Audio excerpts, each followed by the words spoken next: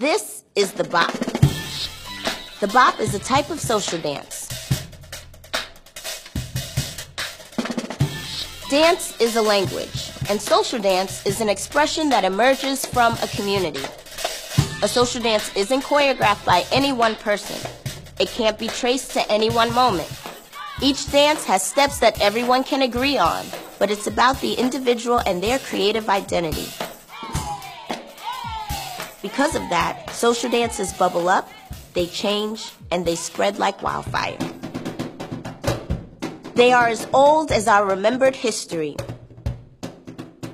In African American social dances, we see over 200 years of how African and African American traditions influenced our history.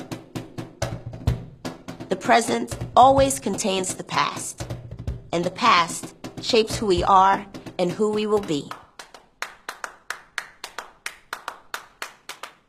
The Juba dance was born from enslaved Africans' experience on the plantation.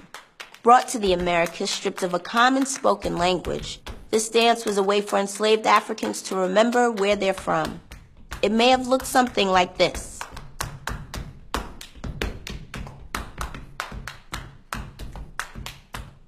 Slapping thighs, shuffling feet, and patting hands. This was how they got around the slave owner's ban on drumming. Improvising complex rhythms, just like ancestors did with drums in Haiti or in the Yoruba communities of West Africa. It was about keeping cultural traditions alive and retaining a sense of inner freedom under captivity.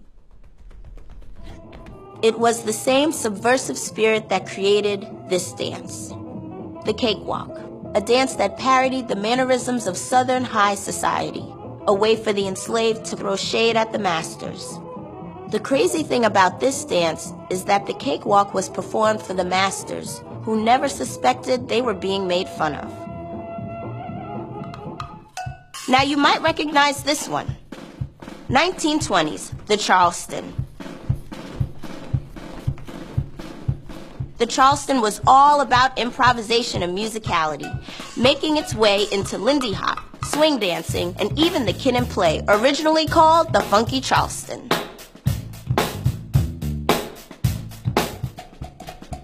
Started by a tight-knit black community near Charleston, South Carolina, the Charleston permeated dance halls where young women suddenly had the freedom to kick their heels and move their legs.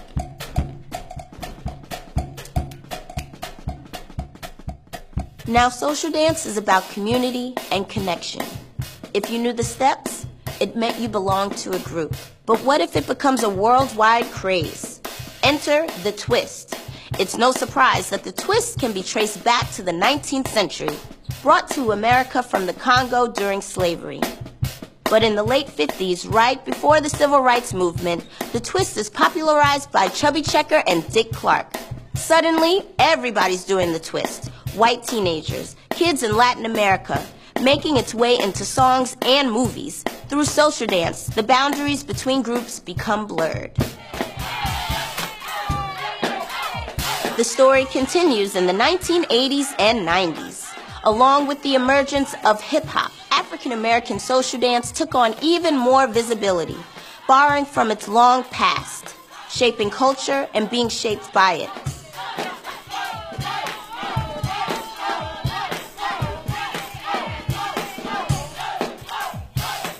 Today, these dances continue to evolve, grow, and spread. Why do we dance? To move, to let loose, to express. Why do we dance together? To heal, to remember, to say, we speak a common language. We exist and we are free.